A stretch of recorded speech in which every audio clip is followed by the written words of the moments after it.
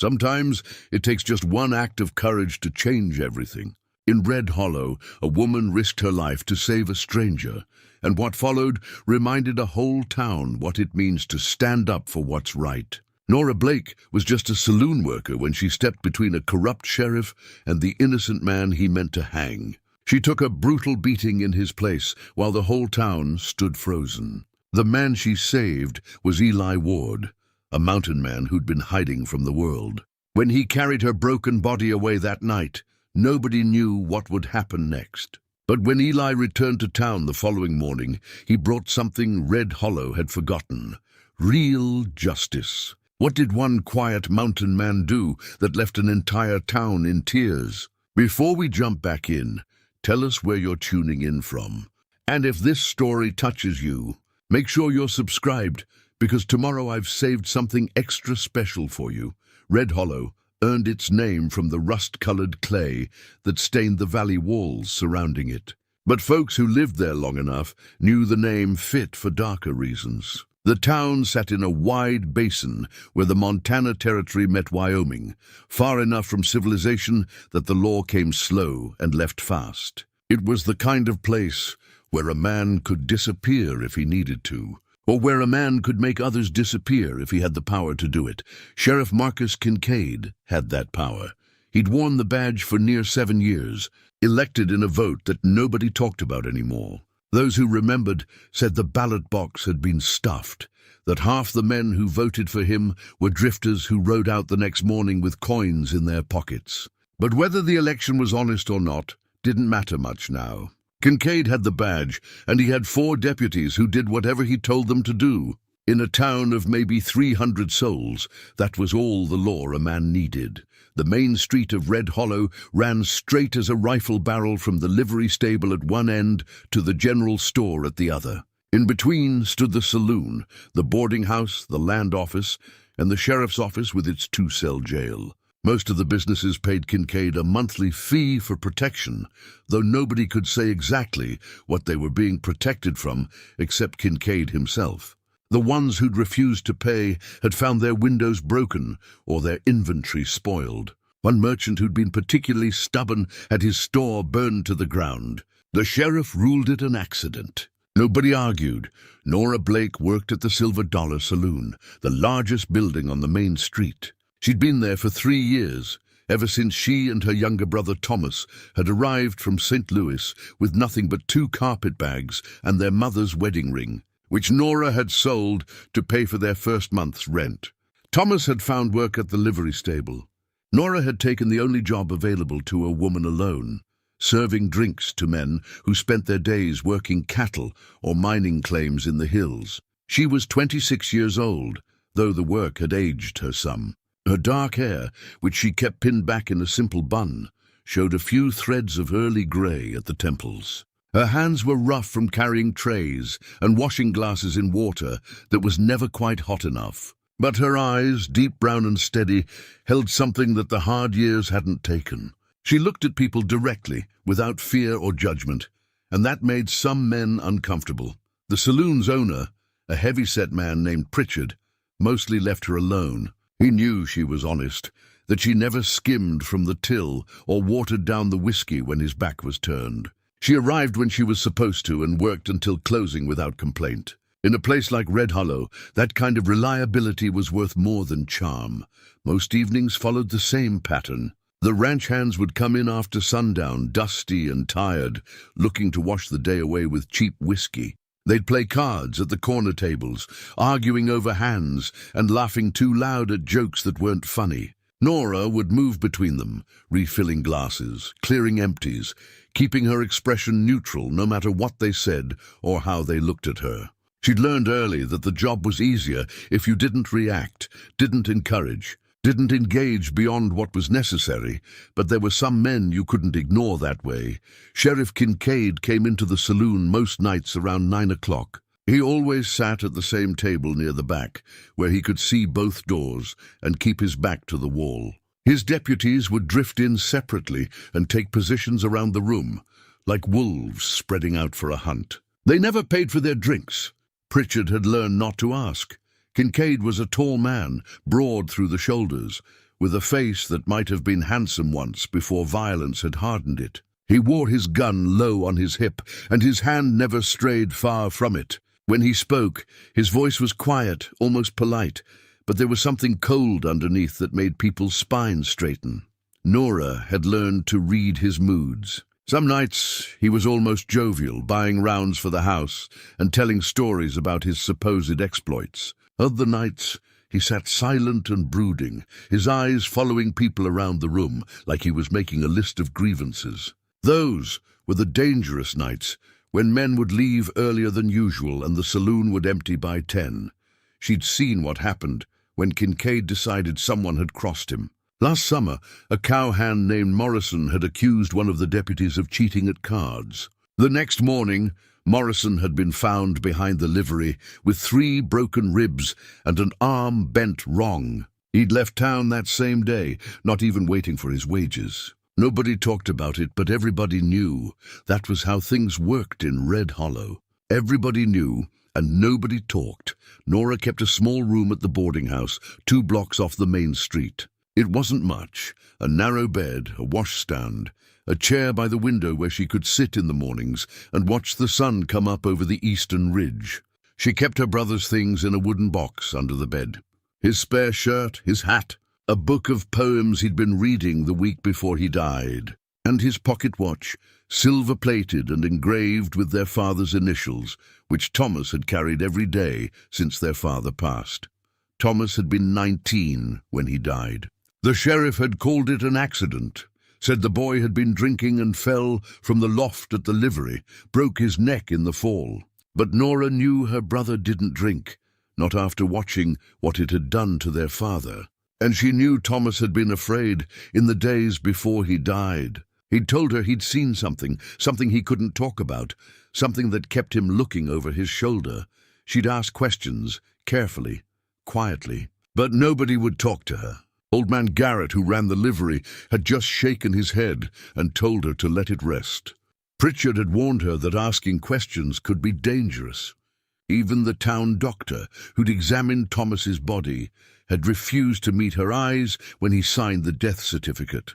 That was 8 months ago. Since then, Nora had kept her head down and her eyes open.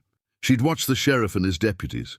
She'd listened to their conversations when they thought she wasn't paying attention. She'd learned that Kincaid had interests beyond his official duties: cattle that moved at night without bills of sale, supplies that disappeared from warehouses and showed up in other towns, land deeds that changed hands without the proper paperwork. She'd learned that her brother had likely seen something he shouldn't have, and she'd learned that in Red Hollow. Justice and law were 2 different things. And most days you couldn't find either one. The mountains rose up to the north of town, pine-covered ridges that climbed toward snow-capped peaks. Somewhere up there, people said, lived a man named Eli Ward. Nobody saw him much, maybe once or twice a year when he came down to trade furs or buy supplies. He kept to himself, didn't talk to people, didn't cause trouble. Some said he'd fought in the war. Others said he'd killed a man and was hiding from the law. A few claimed he'd gone half wild living alone up there, that he was more animal than man now. Nora had seen him exactly once, 2 years back, standing in front of the general store with a bundle of pelts over his shoulder. He was tall and lean, with a thick beard and eyes that seemed to look through things rather than at them. He'd conducted his business in silence, nodding when the storekeeper quoted prices, counting out his coins carefully. Then he'd gathered his supplies and walked back up the north road without a word to anyone. She remembered thinking he looked lonely, though she couldn't have said why. Maybe it was something in the way he held himself, like a man who'd forgotten what it was like to be around other people. Or maybe she was just seeing her own loneliness reflected back. Either way, she hadn't thought much about Eli Ward since then. He was just another story people told. Another ghost in the mountains. She didn't know yet that he was about to become the most important person in her life, or that she was about to become the same for him. She didn't know that in 3 days' time she would make a choice that would change everything, for both of them and for every person in Red Hollow. All she knew, as she wiped down tables in the empty saloon that night, was that something had to change. That a town couldn't go on like this forever, with fear ruling every decision and silence covering every crime. She just didn't know yet that she would be the one to break that silence. Outside, the autumn wind picked up, rattling the saloon's windows and carrying the smell of coming snow down from the mountains. In his cabin somewhere high in those dark pines, Eli Ward sat by his fire and wondered if this would finally be the winter he didn't wake up from. And in his office across the street, Sheriff Kincaid counted money from a strongbox that had no legal reason to be there, and planned his next move.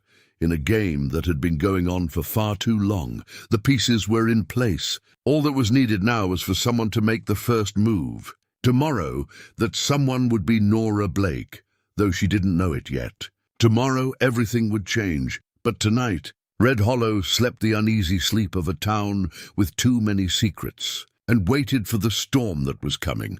The next morning came cold and grey, with clouds pressing down on the valley like a lid on a kettle. Nora woke before dawn, as she always did, washed her face in the basin by her window, and dressed in the plain brown skirt and white blouse she wore for work. She braided her hair carefully, pinned it up, and looked at herself in the small mirror above the washstand. The same face looked back at her that always did, tired but not defeated. Not yet. She had no idea this would be the last normal morning of her life. The trouble started just after noon.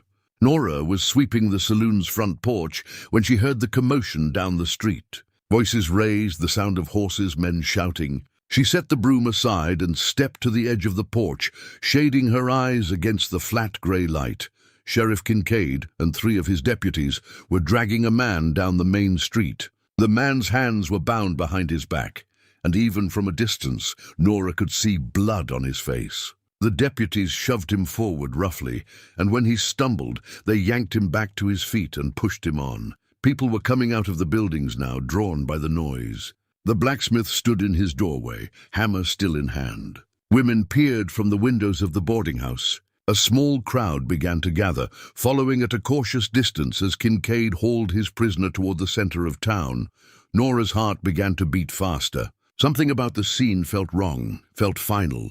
She stepped down from the porch and moved closer, joining the edge of the growing crowd. As they came nearer, she recognized the prisoner. It was Eli Ward, the mountain man. His face was swollen and bruised, his shirt torn and dirty. They must have taken him by surprise, up in the hills where he couldn't see them coming. His eyes were alert, though, scanning the crowd, taking everything in, with that same penetrating look she remembered from 2 years ago. Kincaid stopped in the middle of the street, right in front of the sheriff's office. One of his deputies threw a rope over the wooden beam that jutted from the building's front, a beam that had been used for this purpose before, though not in Nora's time in Red Hollow. The crowd murmured and shifted, but nobody stepped forward. "Folks of Red Hollow," Kincaid called out, his voice carrying down the street. "This man stands accused of cattle theft. 50 head gone missing from the Barlow Ranch last week, and tracks leading right up into the mountains where this man makes his home." Nora's breath caught. The Barlow Ranch was 10 miles south of town, and everyone knew old Barlow could barely keep track of his own name anymore, let alone his cattle. More importantly, everyone knew that Eli Ward had lived in these mountains for near a decade without causing anyone a lick of trouble. "That's a lie," someone muttered near Nora, but quietly, so quietly she barely heard it. Eli Ward said nothing. He stood straight despite his bound hands, despite the blood and bruises, and watched Kincaid with eyes that held no fear, only a kind of weary recognition, as if he'd seen this play out before in other times and places. "The penalty for cattle theft," Kincaid continued, "is hanging. And since we're a long way from a proper judge, and since the evidence is clear, I see no reason to wait." The deputy began forming a noose. Nora felt something break loose inside her chest, something that had been held down for 8 months, ever since they'd told her Thomas had died in an accident. She saw in that moment exactly what was happening, saw it with a clarity that hurt like staring into the sun. This was how Kincaid worked. This was how he'd killed her brother, how he'd killed others under the cover of law and justice while the whole town watched and did nothing. And she saw something else too. She saw that if nobody stopped this now, it would keep happening. That fear would keep winning, and good people would keep dying, and eventually there'd be nobody left in Red Hollow worth saving. Her feet were moving before she'd made a conscious decision. She pushed through the crowd, people stepping aside in surprise, as she walked forward into the open space between the crowd and the sheriff. "Stop," she said. Her voice came out stronger than she'd expected. "You can't do this." Kincaid turned to look at her. His expression was almost amused. "Miss Blake, I suggest you go back to your work. He didn't steal those cattle." Nora took another step forward. "Everyone here knows it. This isn't justice, it's murder." The crowd behind her shifted uneasily. She could feel their eyes on her back, could almost hear them thinking that she'd gone too far, said too much, sealed her own fate. "You accusing me of something?" Kincaid's voice went quiet, dangerous. "I'm saying the law is supposed to protect people, not kill innocent men." Her heart was hammering now, but she kept her voice level. "And I'm saying that everyone in this town knows you're not interested in justice. You're interested in power." For a long moment nobody moved. The wind blew dust down the empty street. Somewhere a shutter banged against a wall. Kincaid's hand drifted toward his gun, and Nora wondered if this was how she would die, shot down in the street like a dog while the whole town watched. But Kincaid didn't draw. Instead, he smiled. It was the coldest thing Nora had ever seen. "You're upset," he said almost kindly. "I understand. You lost your brother not long ago. Tragic accident. You're not thinking clearly." "My brother's death was no accident," Nora said. The words came out before she could stop them, words she'd held inside for months. "You killed him because he saw something you didn't want him to see. Just like you're killing this man because he's convenient to blame for your own crimes." The crowd gasped, a collective intake of breath. Kincaid's smile disappeared. "That's quite an accusation, Miss Blake." His voice was ice now, quite serious. "The kind of thing that could get a person hurt if they can't prove it." "I can prove it," Nora said, though she couldn't, not yet, not with the evidence she had.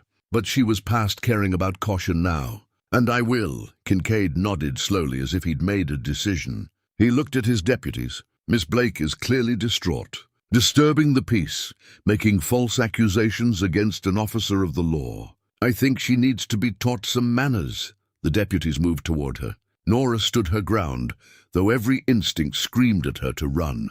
She wouldn't run. Not from this.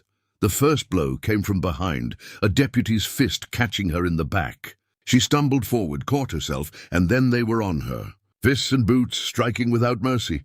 She tried to protect her head, curling up as she went down, but they kept hitting her. Ribs, back, face. The pain was white-hot and all-consuming. Through the haze of agony, she heard Kincaid's voice. "Let this be a lesson to anyone who thinks they can question the law in this town." She tasted blood. The street's dust filled her mouth and nose. She could hear the crowd watching in silence, could feel their shame and their fear, but nobody moved to help her. Nobody dared. The beating went on. Time became meaningless, just an endless succession of impacts and pain. She thought she might die right there in the street, and part of her almost welcomed it. At least she'd said the truth before she went. At least she'd stood up. Then suddenly the beating stopped. Through her swollen eyes, Nora saw Eli Ward. He'd somehow broken free from his bonds, moved with a speed that had taken everyone by surprise. One deputy lay unconscious at his feet. The others had stepped back, hands on their guns but hesitant. Kincaid was shouting something, but Eli ignored him. He knelt beside Nora, his face close to hers. His eyes held a question, and she managed the smallest nod. "Yes." "Help me." Eli scooped her up as easily as if she weighed nothing. Blood from her face dripped onto his torn shirt. She tried to speak, to thank him, but her mouth wouldn't work properly. "Shoot him!" Kincaid's voice, high and furious, but Eli was already moving, carrying Nora toward the edge of town.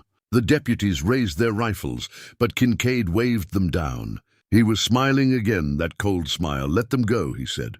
"She'll be dead by morning anyway, and he'll die slow up in those mountains, knowing he killed her by dragging her body around. Sometimes nature does our work for us." The crowd parted as Eli carried Nora past them. She saw their faces through a haze of pain. Pritchard from the saloon, looking stricken. Old Mrs. Henderson from the boarding house, tears on her cheeks. The blacksmith, still holding his hammer, shame written across his face. Nobody followed. Nobody helped.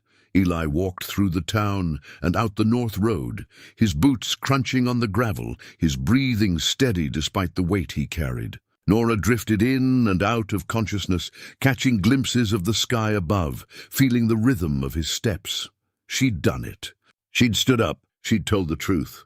And now they were both marked for death, bound together by her courage and his unexpected mercy. But as darkness crept in at the edges of her vision, Nora felt something she hadn't felt in 8 months. Hope. Behind them, Red Hollow settled back into its usual rhythms. But something had shifted. The crowd dispersed slowly, people avoiding each other's eyes. They'd seen courage today, and they'd seen their own cowardice reflected back at them. That kind of thing leaves a mark. In his office, Kincaid cleaned the blood from his deputy's face and planned his next move. The woman would die from her injuries, and the mountain man would either freeze or starve up there trying to save her. Problem solved, but he was wrong. He was wrong about a lot of things, and by the time he realized it, it would be too late. 3 days passed before Nora could speak clearly. She'd surfaced from unconsciousness several times, fragments of awareness in a sea of pain and fever dreams. Each time, she'd seen the same face looking down at her, weathered and bearded, with eyes that held more gentleness than she would have expected from a man who lived alone in the mountains. Eli Ward, the mountain man, the stranger she'd saved, who had in turn saved her. On the morning of the 4th day, she woke to find the pain had diminished to something manageable. Her ribs still ached with every breath, and her face felt like it belonged to someone else, but the fog in her mind had lifted. She could think clearly again. The cabin was small but well made.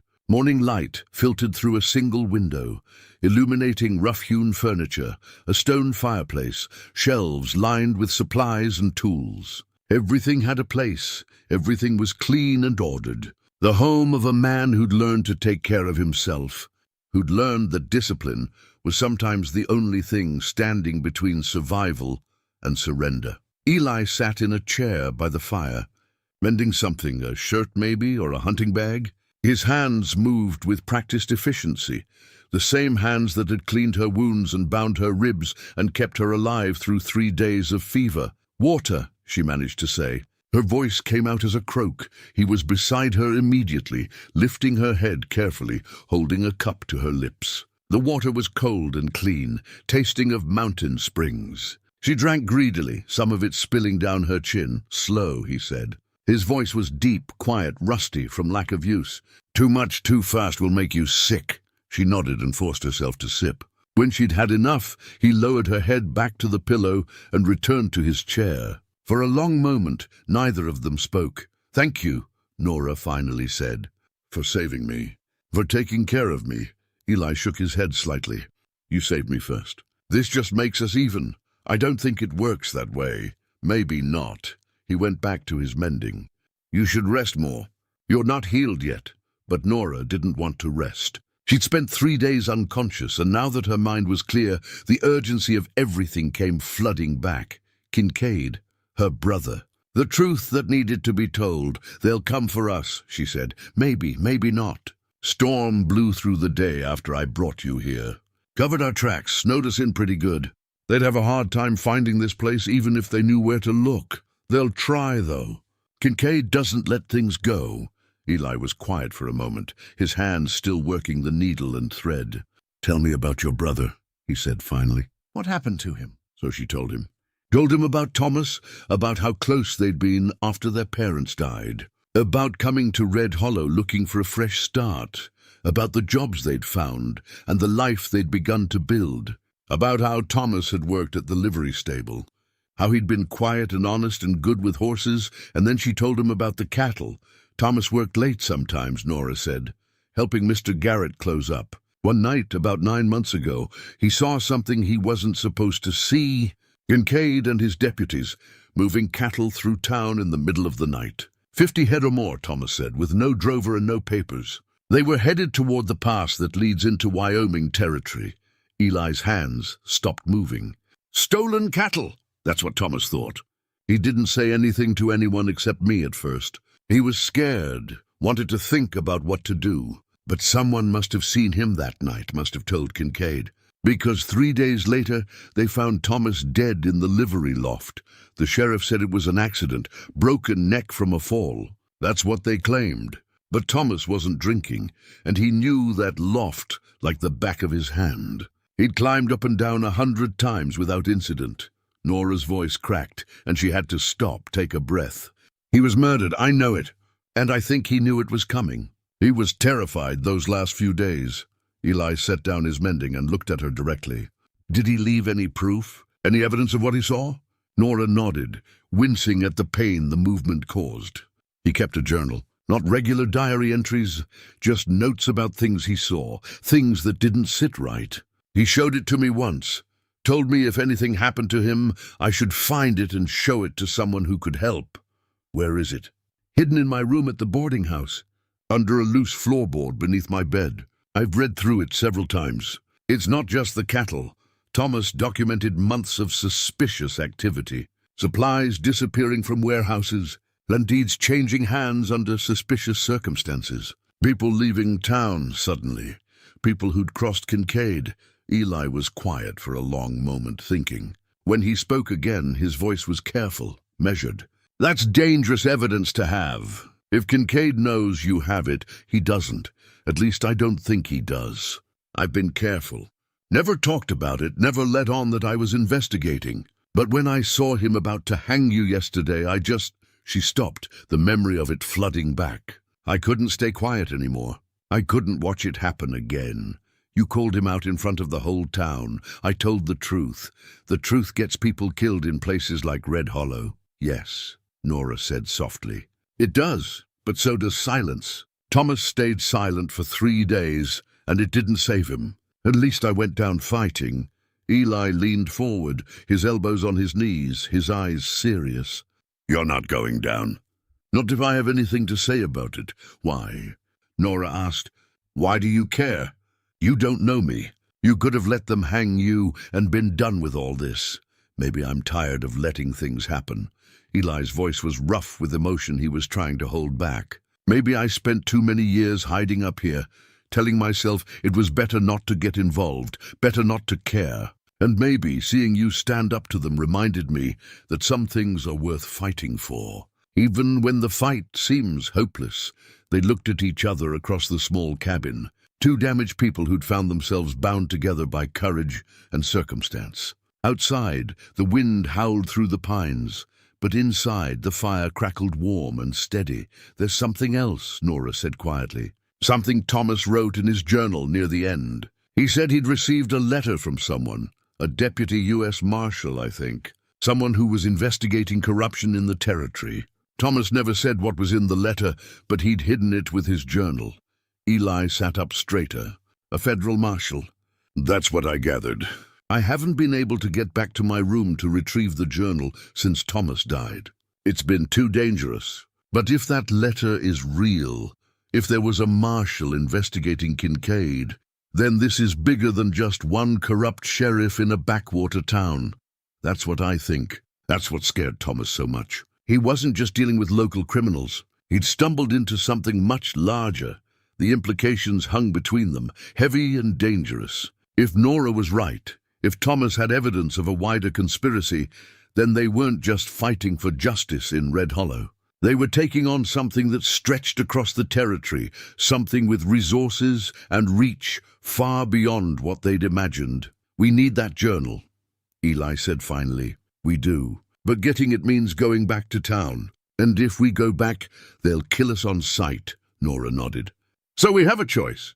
We can stay here, stay hidden, and live with the knowledge that my brother's murderers go free. That Kincaid keeps running Red Hollow like his personal kingdom. That other people will suffer and die because we chose safety over justice. Or, Eli asked, though he already knew the answer, or we go back. We get the evidence, and we make sure the truth comes out, no matter what it costs. Eli looked at her.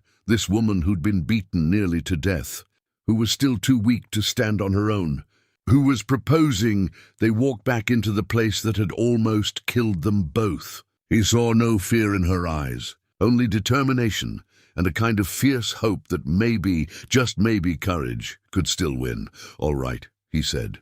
"But not yet. You need to heal first. We need to plan, and we need to understand exactly what we're up against before we make our move." Nora smiled, despite the pain it caused her swollen face. "Thank you, Eli." He nodded, stood, and returned to his chair by the fire. Outside, snow continued to fall, sealing them into their mountain sanctuary. They had time now, time to heal and prepare. Time to figure out how two people with nothing but the truth could take on an empire of lies. It wouldn't be easy. It might not even be possible. But for the first time in years, both of them had something worth fighting for. And sometimes that was enough. 3 weeks after Eli had carried her from Red Hollow, Nora woke to find something on the chair beside her bed. It took her a moment to recognize what she was looking at, a small wooden box, no bigger than her palm, carved with intricate patterns of leaves and birds. The craftsmanship was extraordinary, each detail precise and delicate. She picked it up carefully, turning it in the morning light. The wood was warm and smooth, polished to a soft sheen. When she opened it, she found it lined with soft leather. It was clearly meant to hold something precious, something small enough to carry, but important enough to protect. "For your brother's watch," Eli said from his place by the fire. "Figured it deserved better than a wooden box under a bed." Nora felt tears prick her eyes. She told him about Thomas's pocket watch, how it was the last thing of their father's they had, how Thomas had carried it every day. She hadn't expected Eli to remember, much less to make something so beautiful for it. "You made this?" she asked, though she knew the answer. "Had to do something with my evenings. Used to make things for Emma and James, birds mostly, little animals. Haven't carved anything in years, but the hands still remember." She looked at him across the small cabin. This man who'd saved her life and tended her wounds, and spent his evenings carving a box for a watch he'd never seen, to honor a brother he'd never met. Her throat tightened with emotion she couldn't quite name. "It's beautiful," she said. "Thank you." He nodded, uncomfortable with the gratitude, and went back to tending the fire. But she saw the way his shoulders relaxed, the small satisfaction of having made something that mattered to someone. Later that day, after she'd insisted she was strong enough, they went outside. Nora's first time leaving the cabin since Eli had carried her inside. The cold bit at her face, but the air was clean and sharp and tasted like freedom. Snow lay heavy on the ground, pristine and unmarked, except for the paths Eli had worn between the cabin and his woodpile, between the cabin and the spring. "Can you walk?" he asked. Only one way to find out. She made it 20 steps before her legs started shaking. Eli was there immediately, his arm around her waist, supporting her weight. She leaned into him, frustrated by her weakness, but grateful for his strength. "It'll come back," he said. "Another week or two and you'll be running these hills. I've never run anywhere in my life. Then you'll walk them strongly." "That's good enough." They stood that way for a while, her leaning against him, both of them looking out at the mountains. The world up here was so different from Red Hollow, clean and quiet and untouched by human cruelty. She could understand why Eli had chosen this place to hide, why he'd thought isolation was the answer, but isolation wasn't the answer. Not really. She understood that now, and she thought maybe he was beginning to understand it too. People needed people, even when it hurt, even when it led to loss. The alternative was to stop being fully human, to become like the mountains themselves, enduring but empty of warmth. "Tell me about your medal," she said quietly. "The one I found in your trunk." Eli stiffened slightly. She'd discovered it by accident a few days earlier, when he'd asked her to fetch a spare blanket. The Medal of Honor, tucked away in a box with his old uniform, hidden like a shameful secret rather than displayed with pride. "It doesn't matter," he said. "It matters to me." He was quiet for a long time, and she thought he might not answer. But finally he spoke. "There was a field hospital about 30 miles from Shiloh. Confederate raiders came through, trying to destroy our supplies. Most of the soldiers who could fight were at the front lines. It was just me and a few orderlies and about 50 wounded men who couldn't move. He paused, and she waited, not pushing. I held them off for 2 hours until reinforcements arrived. Killed 3 men, wounded 4 others. Saved the hospital and everyone in it. They gave me the medal, said I was a hero. His voice turned bitter, but I didn't feel like a hero. I felt like a killer who happened to be killing the right people at the right time. You saved lives, Nora said, by taking lives. The math doesn't add up the way they want you to think it does. Every man I killed, he was somebody's son, maybe somebody's father or brother. Their families grieved, just like mine grieved when Sarah and the children died. Heroism is just violence that serves a purpose people agree with. Nora understood what he was saying, but she also understood something he didn't seem to see. You're right that violence creates grief, no matter who commits it or why. But there's a difference between violence that protects and violence that oppresses. Between killing in defense of the helpless and killing to maintain power over others. You protected people who couldn't protect themselves. That's not the same as what Kincaid does. Eli looked at her, something shifting in his expression. You really believe that? I do, I have to. Because if I don't believe that standing up to evil matters, that fighting for justice is different from fighting for power, then Thomas died for nothing. And I can't accept that. He nodded slowly, and she saw him wrestling with something inside himself, some decision he'd been avoiding. When he spoke again, his voice was different, stronger, more certain. When we go back to Red Hollow, things are going to get violent.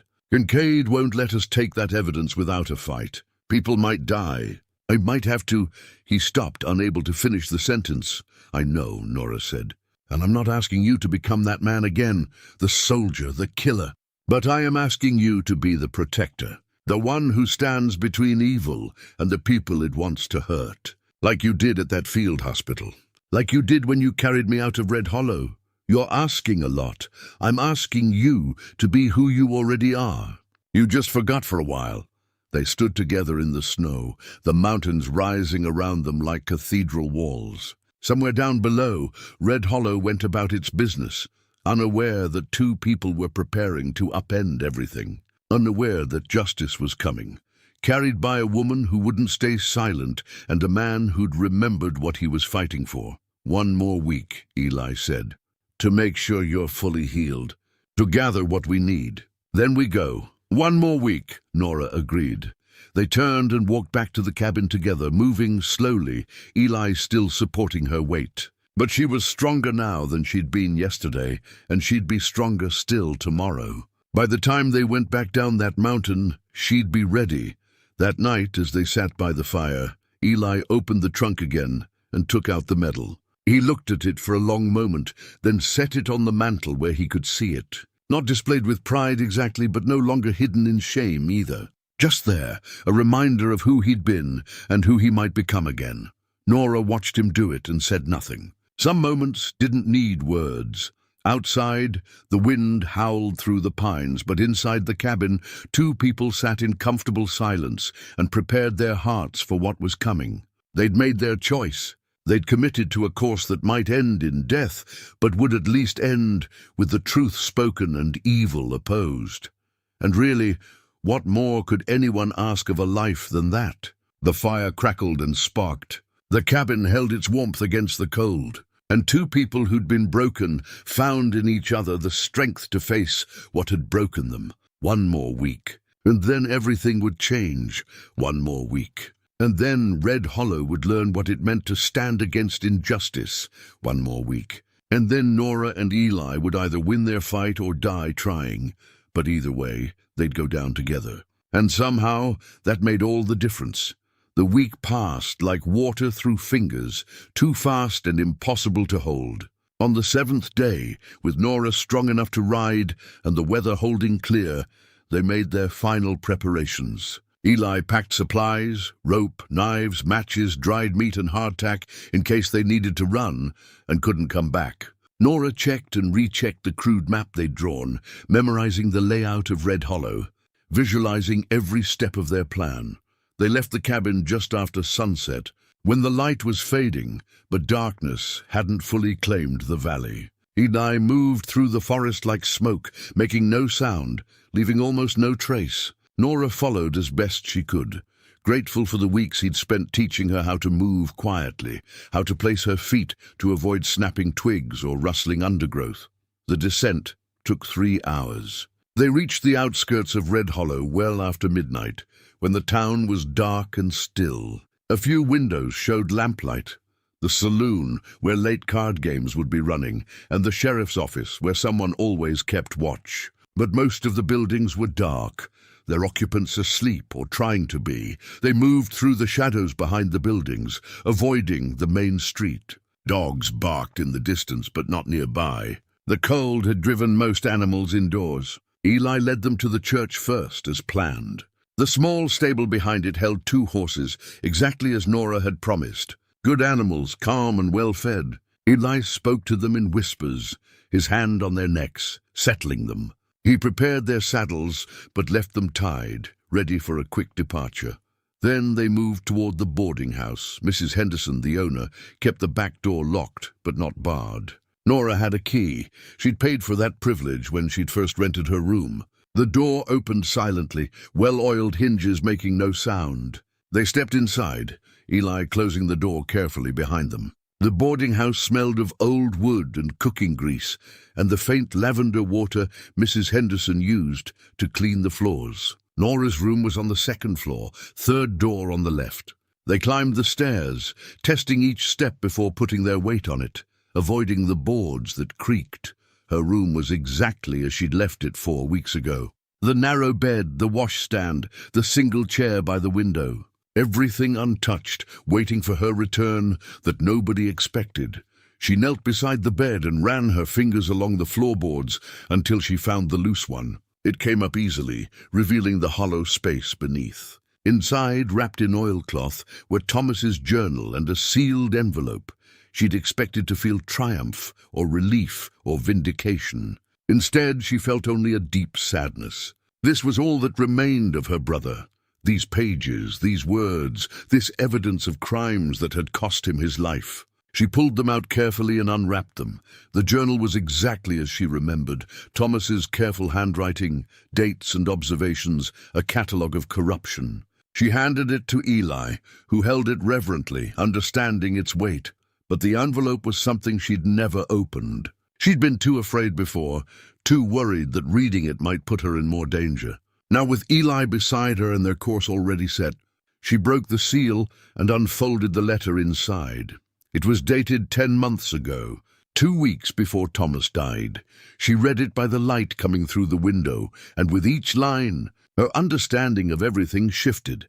The letter was from Deputy U.S. Marshal William Crawford. He'd been investigating reports of organized crime in the Montana and Wyoming territories, specifically a network of corrupt officials involved in cattle theft, land fraud, and murder. His investigation had led him to Red Hollow and Sheriff Marcus Kincaid, but it was worse than Nora had imagined. Much worse.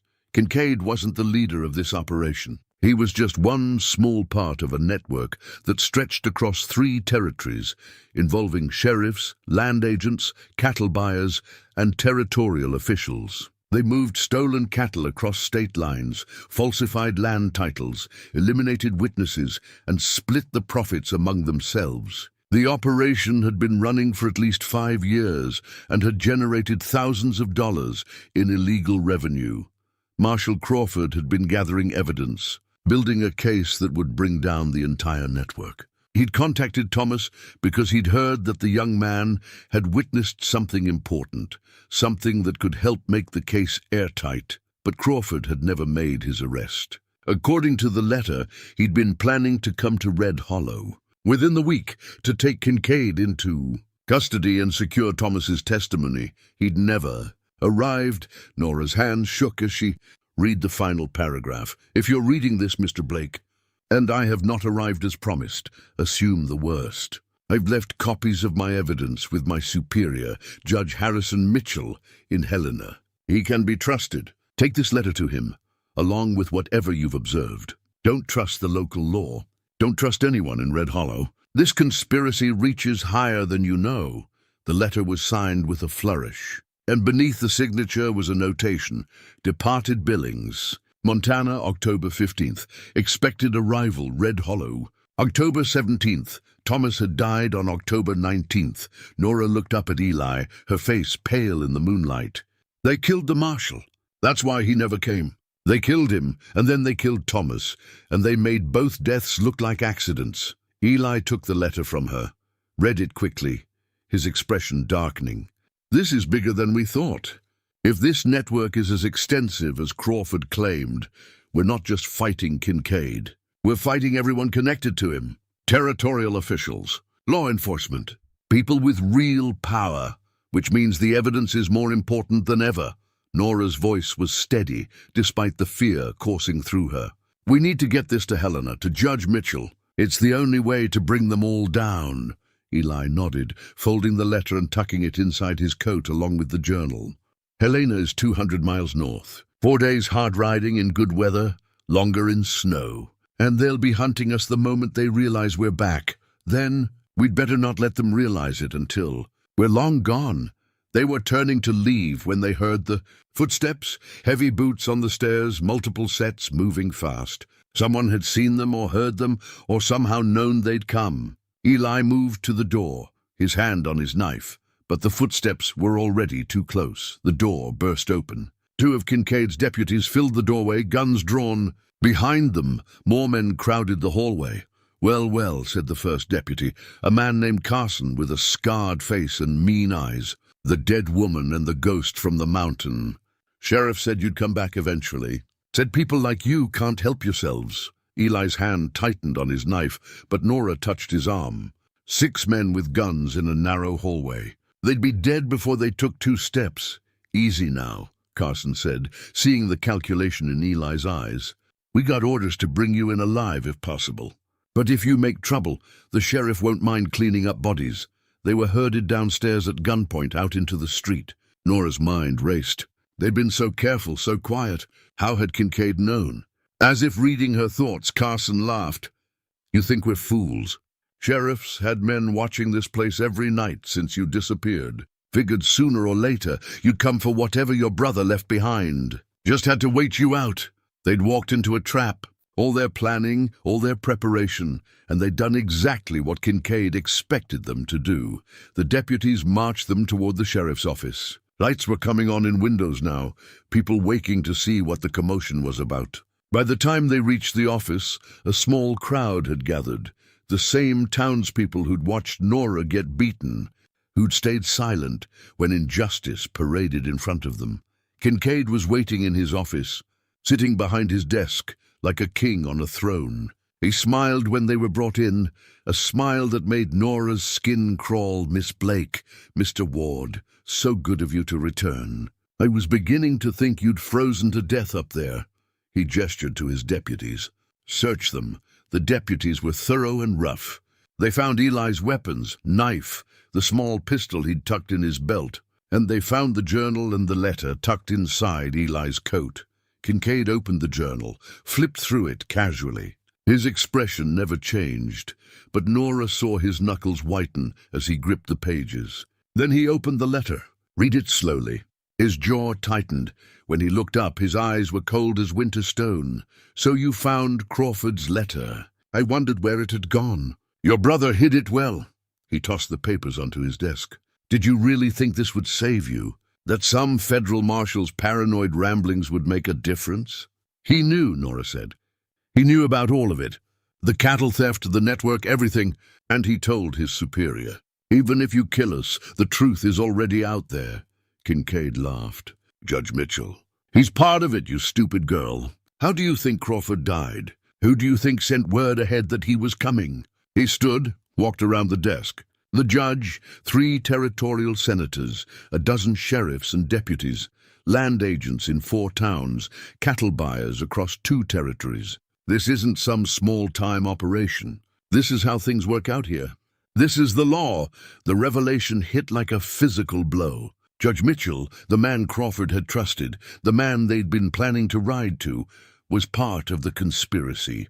There was no one to report to, no higher authority to appeal to. The corruption went all the way up, so what now? Eli asked quietly. You kill us like you killed Crawford and Thomas. Eventually, Kincaid said.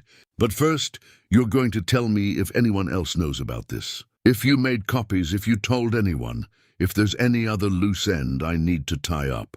We told everyone, Nora lied. The whole town knows. Kincaid slapped her hard enough to snap her head to the side. She tasted blood again, a familiar flavor. Don't lie to me. You're not that stupid. You came here in secret at night because you knew you had to be careful. Now tell me the truth, or I'll start breaking bones until you do. Eli surged forward, but the deputies grabbed him, forced him to his knees. A gun pressed against the back of his head. Last chance, Kincaid said. Nora looked at him, this man who'd killed her brother and so many others, and she felt something settle inside her. They'd failed. The evidence they'd risked everything for was in enemy hands. The people they'd counted on for help were part of the problem. There was no way out, no cavalry coming to save them, but she'd be damned if she'd give him anything more. Go to hell, she said clearly. Kincaid nodded, as if he'd expected nothing less. Put them in the cells. Tomorrow morning we'll take them out to the canyon and dispose of them properly. Make it look like they died trying to escape, killed each other in a struggle or something. Whatever seems believable. The deputies hauled them toward the back of the office, toward the 2 cells that had held other people who'd crossed Kincaid. Nora looked back once and saw the sheriff feeding Thomas's journal and Crawford's letter into the stove, burning the only evidence that could have brought him down. The cell door clanged shut. The deputies left, taking the lamps with them. Darkness swallowed everything. Eli found her hand in the dark, squeezed it. I'm sorry, he said. I should have been more careful, should have realized it was a trap.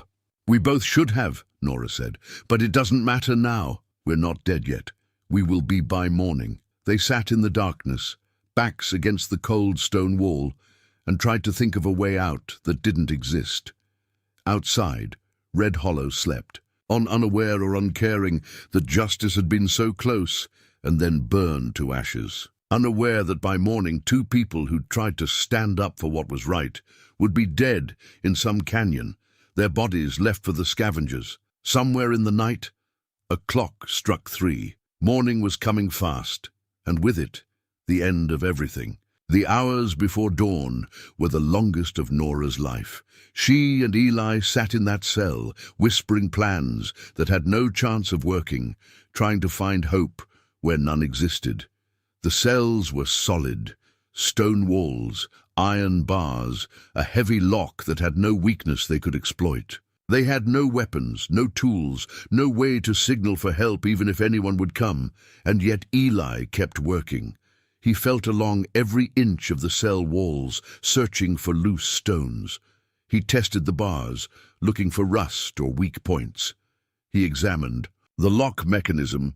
Though without tools, there was nothing he could do with it. He refused to accept that this was the end, refused to stop fighting until the last possible moment. Nora watched him and felt a swell of emotion so strong it threatened to choke her. This man, who'd lost everything, who'd spent years hiding from life, was fighting with everything he had to save them both. For her, because she'd stood up for him in a street 4 weeks ago, and that had changed something fundamental in who he was. Eli, she said softly, if we don't make it, we will, he said, not looking at her, still examining the lock. But if we don't, I want you to know that these past weeks, they've meant something to me. You've meant something to me.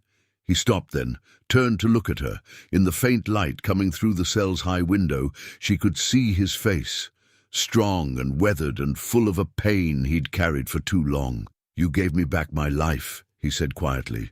I didn't want it, didn't think I deserved it, but you gave it back anyway. And whatever happens at sunrise, I'm grateful for that. They moved closer together, and she rested her head on his shoulder. His arm came around her, and they sat that way, drawing comfort from each other's presence. Outside, the first birds began their morning songs. Dawn was coming. Then they heard voices, not from the sheriff's office, but from outside in the street. Raised voices, multiple people, a sound like a crowd gathering.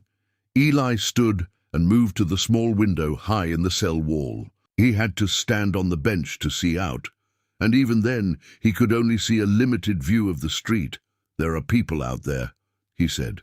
"A lot of people. It's not even sunrise yet. But they're gathering. Maybe they're coming to watch us die," Nora said bitterly. But as the voices grew louder, she began to recognize them. Mrs. Henderson from the boarding house, Pritchard from the saloon, old Garrett from the livery stable, the blacksmith, the doctor. Voices she'd heard every day for 3 years, voices of people who'd stayed silent when she'd been beaten. "Something's happening," Eli said. The door to the cell area opened. A deputy came through, looking nervous. He was young, maybe 22, a kid named Miller, who'd only been wearing the badge for a few months. He looked at them through the bars, his hand on his gun but not drawing it. "There's a crowd outside," he said. "They're asking to see you, both of you. Sheriff says no, but they're not leaving." "What do they want?" Nora asked. "I don't know. They just keep saying they need to talk to you, that they need to hear the truth." He looked over his shoulder nervously. "Sheriff's getting angry. He's talking about dispersing them by force." Before anyone could respond, they heard Kincaid's voice, loud and commanding. "Go home. This is official law business. Anyone who doesn't disperse will be arrested for obstruction." But the crowd didn't disperse. Instead, they got louder. "We want to see them," someone shouted. It sounded like the blacksmith. "We have a right to know what's happening." Another voice. "Mrs. Henderson, you murdered Tom Blake, and you're going to murder these two the same way." That was Pritchard, his voice cracking with emotion. "We're not blind. We're not fools. We know what you are." More voices joined in, a chorus of accusation and demand. The town that had been silent for so long was finding its voice, and it was angry. Miller looked torn, glancing between the cells and the door that led to the office. I need to—" He trailed off, not sure what he should do. "You should let us out," Eli said calmly, "before this gets worse, before people start dying for no reason." "I can't do that. Sheriff would—" "The sheriff is going to kill us in a few hours anyway," Nora said. "You know that's what's planned. Probably already dug our graves out in the canyon. Are you comfortable with that? With murdering people in cold blood?" Miller's face was pale. "I didn't sign up for murder. I thought being a deputy meant keeping people safe." "It should mean that," Eli said. "It could mean that, but not under Kincaid. You know what he is. You've seen what he does." The noise from outside was getting louder. They heard the sound of breaking glass. Someone had thrown something through a window. Kincaid was shouting, his deputies yelling back at the crowd. The situation was escalating fast. Miller made a decision. He pulled out his keys, hands shaking, and unlocked the cell door. "I can't be part of this anymore. I can't—" He opened the door, stepped back. "There's a back way out of the building, through the storage room. It leads to the alley behind the gunsmith's shop." "Why are you doing this?" Nora asked. "Because your brother was my friend," Miller said, tears in his eyes. "We worked together sometimes, moved supplies. He was a good man, and I knew something was wrong when they said he died in an accident, but I was too scared to say anything, too scared to stand up." He looked at them with desperate hope. "But maybe I can still do something right. Maybe it's not too late for that." Eli gripped the young man's shoulder. "Thank you. This took courage." "Go," Miller said, "before he realizes what I've done. And tell people, all right? Tell people the truth about all of it." They moved quickly through the back rooms of the sheriff's office. Behind them, they could hear the confrontation escalating. Kincaid ordering his deputies to fire into the crowd. Deputies refusing or hesitating. People shouting about justice and murder, and enough being enough. The storage room door opened onto a narrow alley. The sun was just starting to crest the eastern ridge, painting the sky in shades of orange and pink.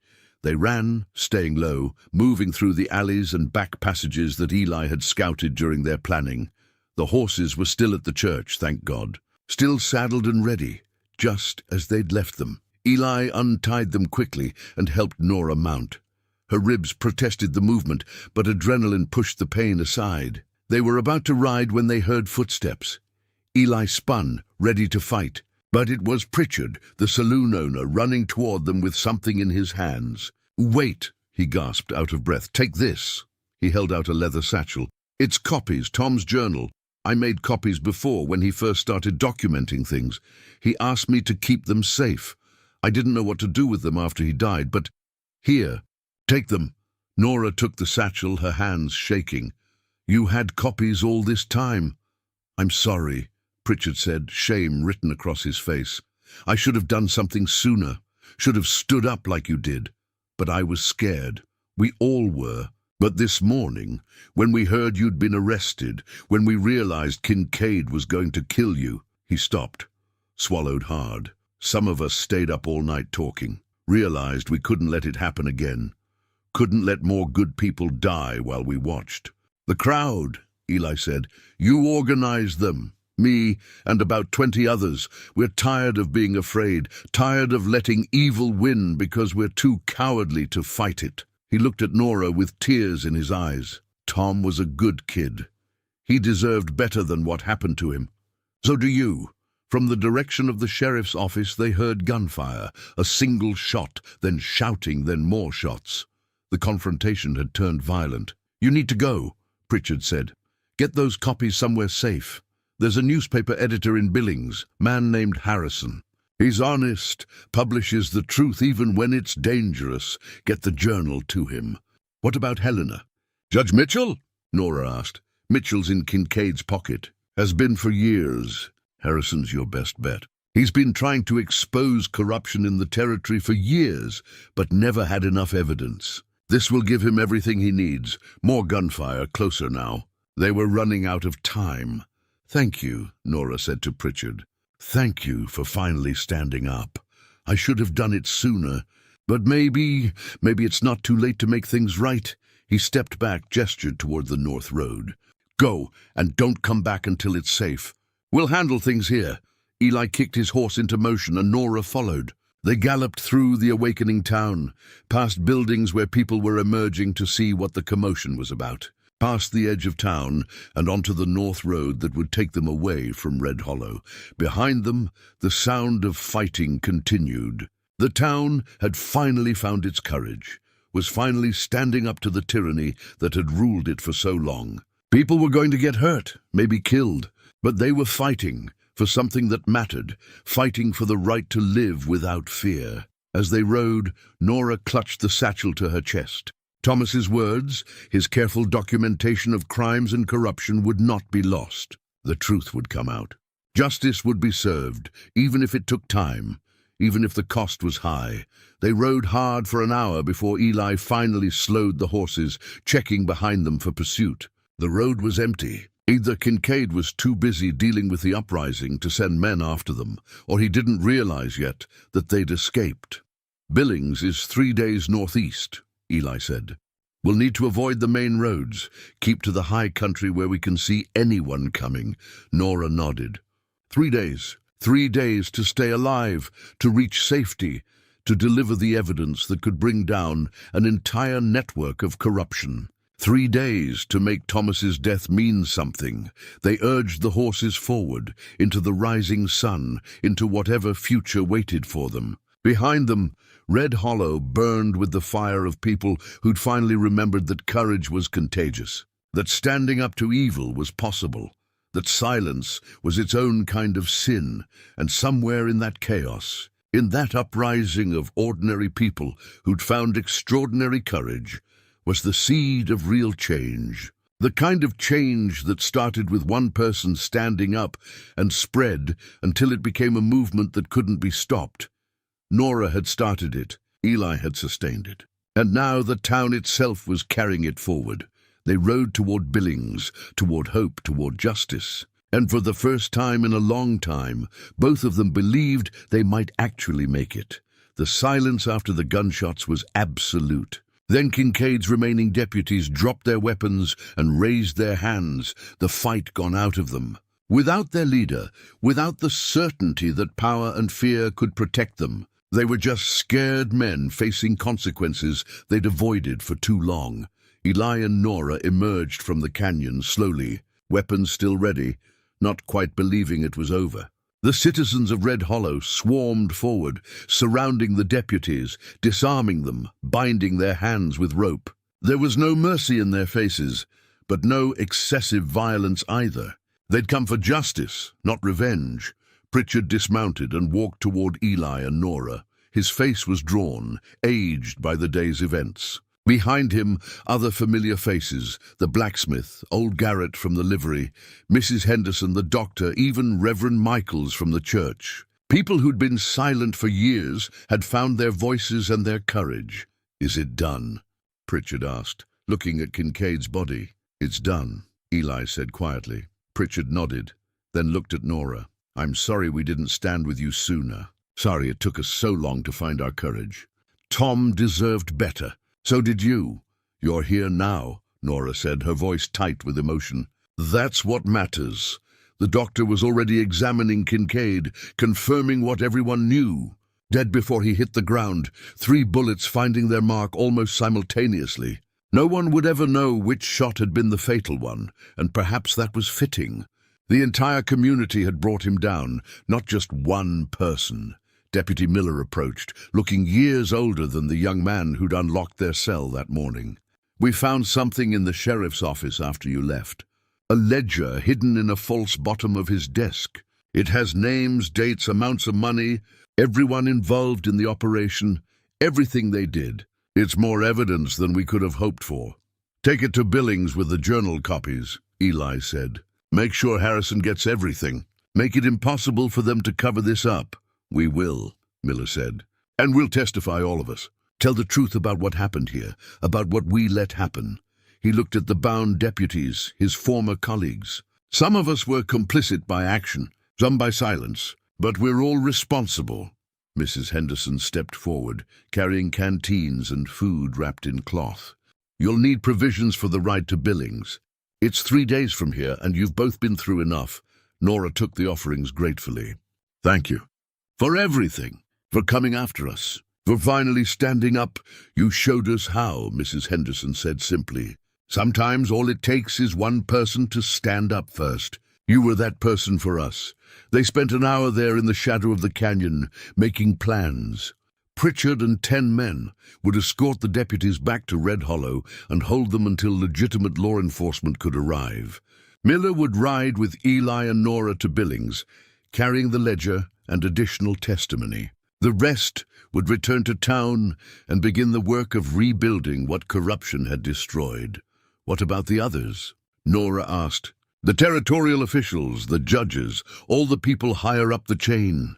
"One fight at a time," Pritchard said.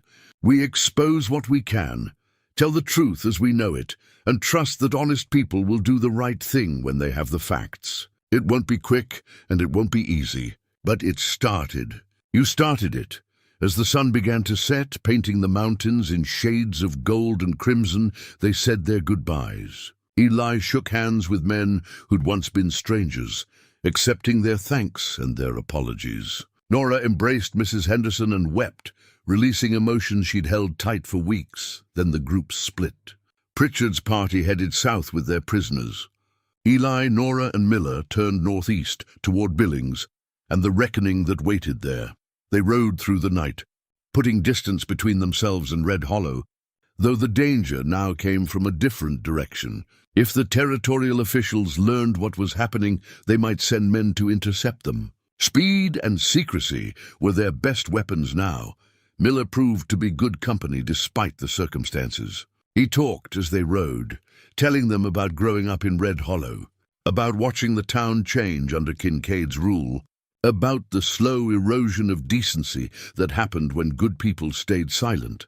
"I thought wearing the badge would mean protecting people," he said. "But instead I became part of what they needed protection from. I'll carry that shame for the rest of my life." "You helped us escape," Nora said. You rode with the citizens against your fellow deputies. You chose right in the end. Choosing right at the end doesn't erase choosing wrong at the beginning. But maybe I can spend the rest of my life trying to balance the scales, trying to be the kind of lawman I should have been from the start. They rode on, through country that grew more settled as they approached Billings. They passed farms and ranches, saw lights in windows that spoke of families gathered for evening meals, of ordinary lives lived in ordinary ways. It reminded them what they were fighting for, not just justice for the dead, but safety for the living, the right to exist without fear, the chance to build lives that weren't shadowed by corruption and violence.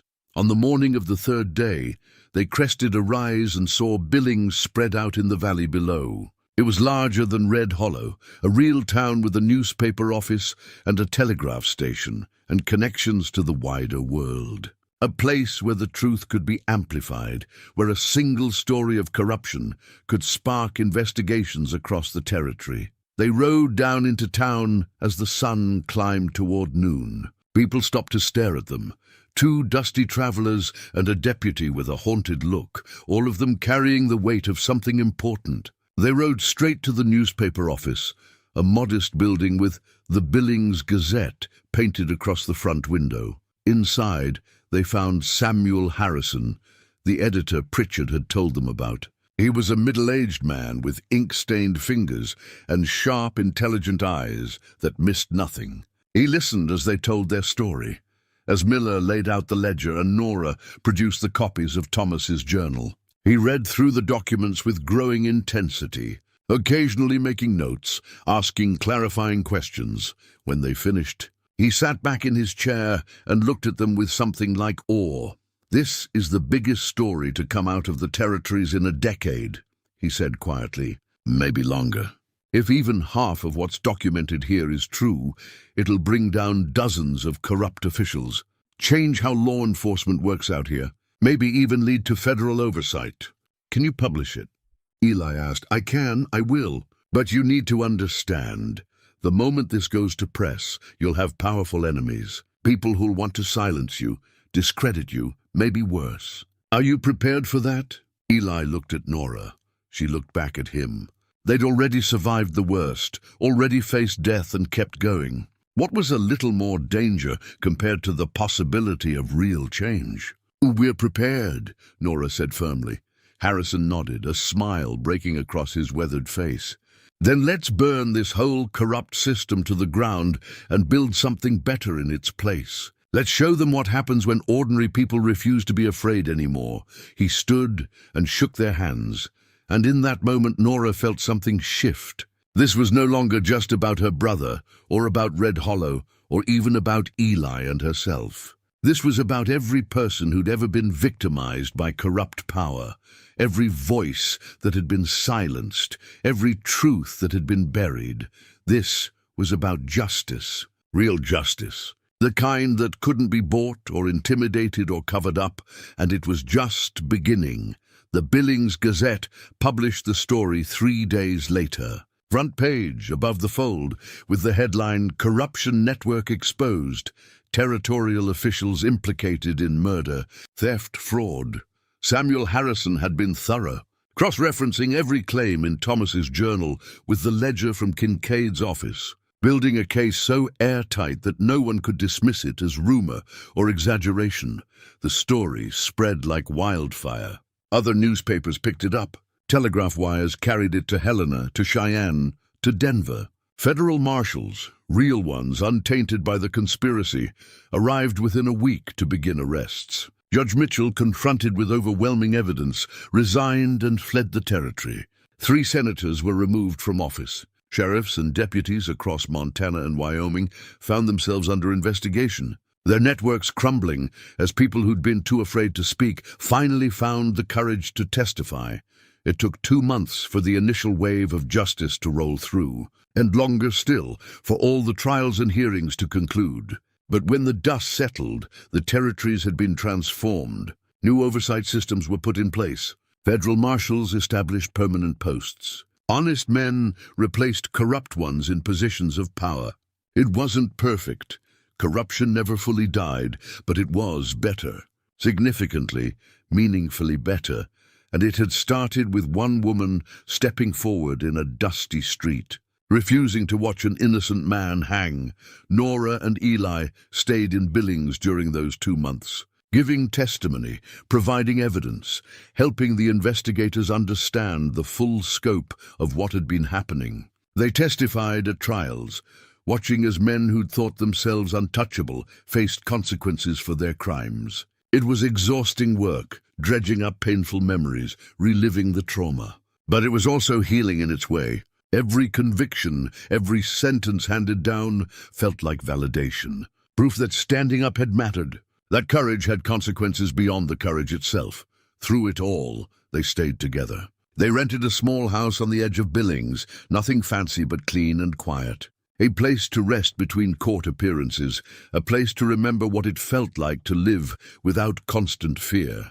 Eli found work helping a local carpenter, using his hands to build things instead of destroy them.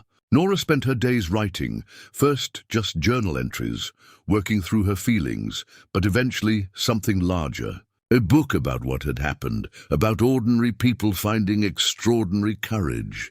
Harrison encouraged her, published excerpts in the Gazette. People wrote letters from across the territory, sharing their own stories of standing up to corruption, thanking her for giving them the courage to speak. Deputy Miller returned to Red Hollow after his testimony was complete. He'd been appointed acting sheriff by consensus of the townspeople, a role he accepted with humility and determination. He wrote to them regularly, updating them on how the town was healing, how people who'd been enemies were learning to work together, how the legacy of fear was slowly being replaced by something healthier. "We're building a school," one letter said. Mrs. Henderson donated the land, and the whole town pitched in to construct it. "We want children growing up here to learn about justice and courage, to know that standing up for what's right is possible. We're going to name it after your brother, the Thomas Blake School. Hope that's all right with you." Nora had wept when she read that letter. Wept for Thomas, for the life he didn't get to live. But also wept with gratitude that his death would be remembered, that it would mean something to future generations, that children would grow up in a town where courage was valued and silence was no longer the price of survival. In early spring, 6 months after Kincaid's death, Nora and Eli returned to Red Hollow. They'd been invited back for the school's dedication ceremony, and despite some trepidation, they'd agreed to come. The town had changed in their absence, literally changed. With fresh paint on buildings, new businesses opening, an atmosphere of hope that had been absent before. The townspeople gathered in what was now officially called Blake Square, where Thomas had died and where Nora had been beaten for standing up for truth. But there was no shadow of violence there anymore. Instead, there were children playing, families gathering, people laughing and talking freely without fear.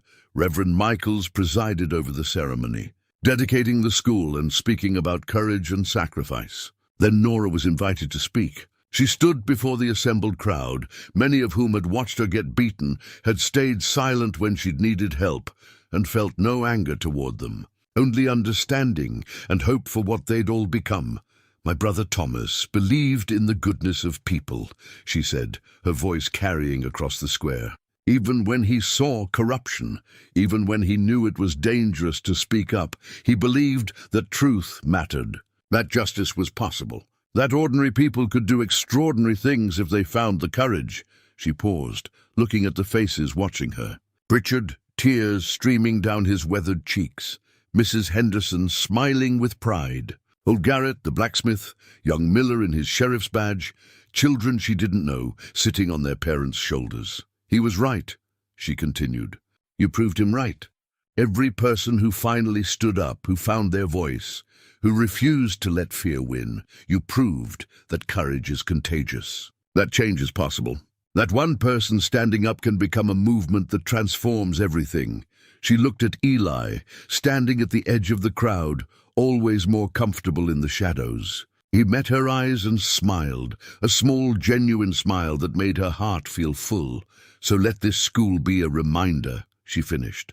Not just of Thomas, but of all of us. Of what we can be when we choose courage over fear. When we choose truth over silence. When we choose to stand up, even when standing up is hard. The crowd erupted in applause. Children cheered. People embraced. And in that moment, Nora felt the weight she'd been carrying since Thomas's death finally begin to lift. Not disappearing entirely, grief never fully left, but lightening enough that she could breathe, could imagine a future that held more than pain. After the ceremony, as the sun set over the mountains and the celebration continued in the square, Eli took her hand and led her away from the crowd. They walked to the edge of town, to the place where the North Road began its climb into the high country. "I've been thinking," he said quietly, "about what comes next. For us, and?" Nora's heart beat faster. "I'm done hiding. Done running from life because I'm afraid of losing something. You taught me that. Showed me that the risk of pain is worth it for the chance of something real." He reached into his pocket and pulled out a small box, not carved this time, but store-bought, simple and honest. Inside was a ring, nothing fancy, just a silver band with a small stone that caught the fading light. "I'm not good at pretty words," Eli said, "and I can't promise you an easy life, but I can promise you that I'll stand beside you whatever comes, that I'll choose courage when courage is needed, that I'll never ask you to be silent or small or anything less than exactly who you are." Nora looked at the ring, then at him, this man who'd saved her life, who'd been saved by her courage, who'd become the most important person in her world. "Yes," she said simply. "Yes to all of it." He slipped the ring onto her finger, and they stood together as darkness fell over Red Hollow. Behind them, the town celebrated its rebirth. Before them, the mountains rose towards stars just beginning to appear. And between them, in the space where two broken people had found each other and become whole, was the quiet certainty that they'd done something that mattered. They'd stood up when standing up was dangerous. They'd told the truth when truth had a cost. They'd chosen courage over fear, and in doing so had changed not just their own lives, but the lives of everyone around them. That was what real heroism looked like. Not dramatic gestures or flawless victories, but ordinary people making hard choices and refusing to look away from injustice. That was what justice looked like. Not perfect or immediate, but persistent and possible. And that was what love looked like. Two people who'd seen the worst in each other and the world, and chosen to build something better together. They walked back to the celebration hand in hand, ready for whatever future awaited them, ready to build a life in a town that had learned, finally, what it meant to stand up for what was right. The stars came out above Red Hollow, bright and clear and full of promise. And in the square where violence had once ruled, children played and families gathered, and hope took root in soil that had known too much suffering. Sometimes it takes just one act of courage to change everything. Nora Blake had learned that truth in blood and pain and hard-won victory, and she would spend the rest of her life helping others learn it too.